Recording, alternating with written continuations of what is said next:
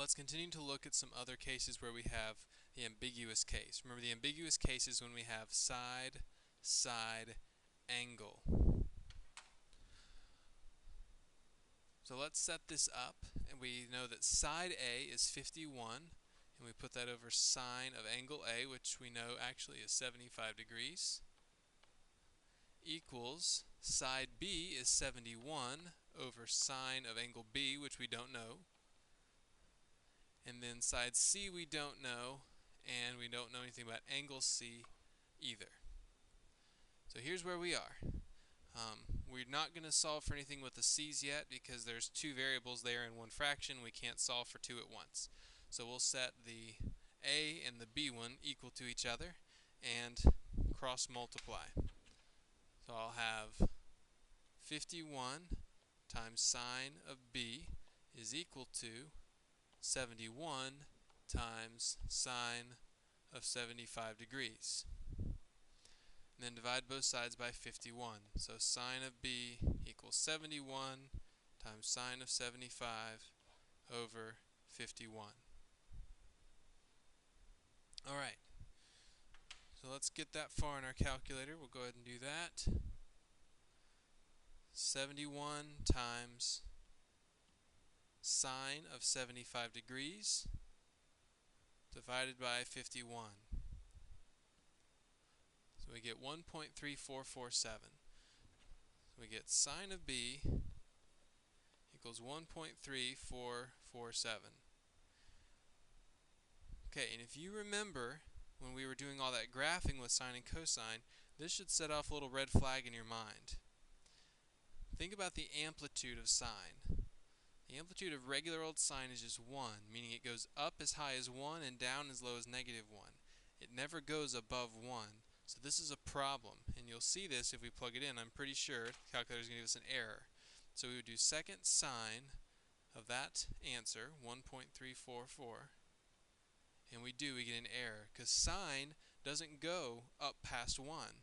So there's no angle that will satisfy this equation. So this is one of the times where no triangle will fit this. There's no triangle where you could set it up in such a way that one side is 71, one side is 51, and then the angle is 75. So this actually would not form a triangle. It would look something more like this. And the problem is there's just no connection here. Neither of them meet each other. So let's look at one last example. Let's say they just give us these, because sometimes they'll give it to us this way, more so because if it doesn't actually form a triangle, they don't want to trick you in by drawing a triangle. So we have to draw our own triangle. So we'll stay consistent with what they've been doing. They've called this A, B, C. We know angle A is 40 degrees. The side opposite it is 54. The side opposite B is 62. And then we don't know side C. So when we set up the law of sines, we put side A over sine of angle A and side B over sine of angle B and side C, which we don't know, over sine C, which we don't know either. So the first step, again, you cannot do anything with this fraction right now because there's two variables there. You can only solve for one variable at a time. So we'll put these two together and cross multiply.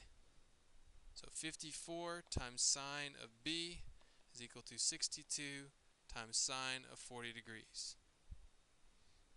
And then divide both sides by 54. We get 62 sine of 40 degrees over 54. Let's see what that gives us. 62, let's clear this, make it a little cleaner. 62 times sine of 40 degrees, don't forget to close the parentheses, divided by 54. Okay, so we get sine of b equals 0.738. So remember, to solve for the b, we have to use second sine or arc sine.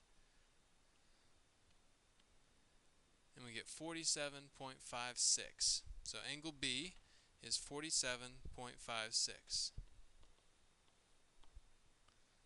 Alright, so let's go ahead and label that over here.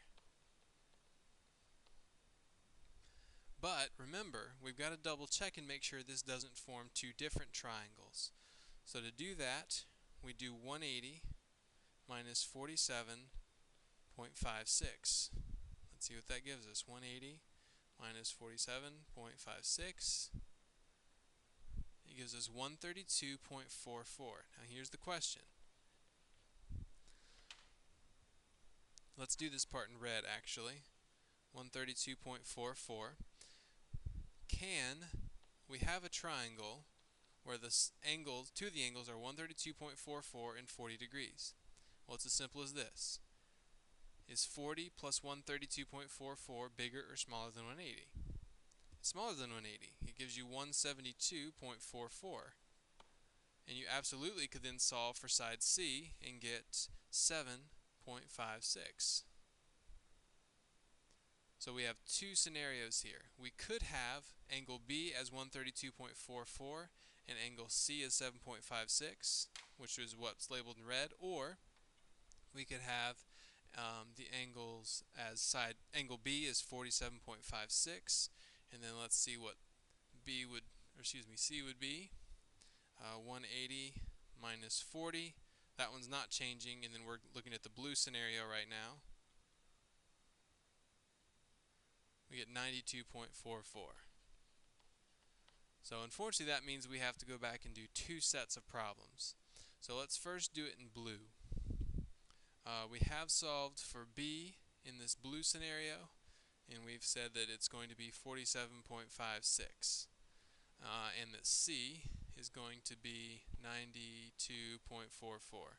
So the last thing we need to do is solve for side C. So I'm just going to do this one times this one, and do C times sine of 40 degrees is equal to 54 times sine of 97.44.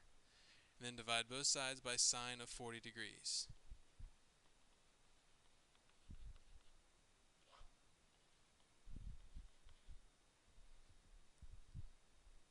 So we get 54 times the sine of 97.44 divided by sine of 40.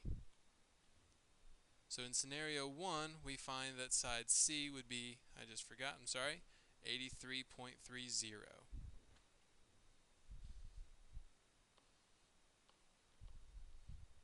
And that would solve one of our two triangles.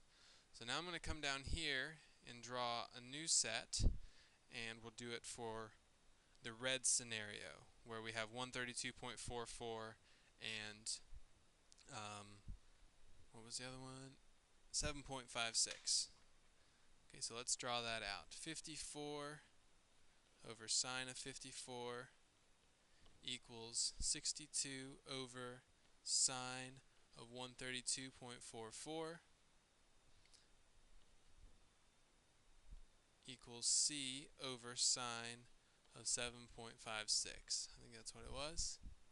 Yes, it was. So now we can use this and solve for C. Again, I'm going to use the first and the last one and cross multiply. So I'm going to get C times sine of 54 degrees equals 54 times sine of 7.56 degrees, and then divide both sides by sine of 54.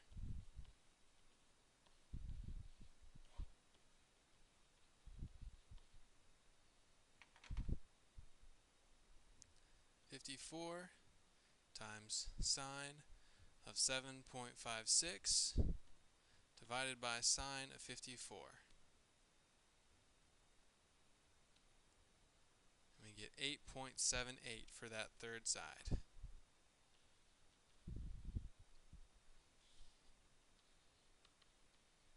And this makes good sense. If you notice, 8.78 is by far the smallest side, but this is also by far the smallest angle. And that's on purpose. The smallest angle will always have the smallest side with it. The middle one will have the middle with it, and the biggest will have the biggest with it.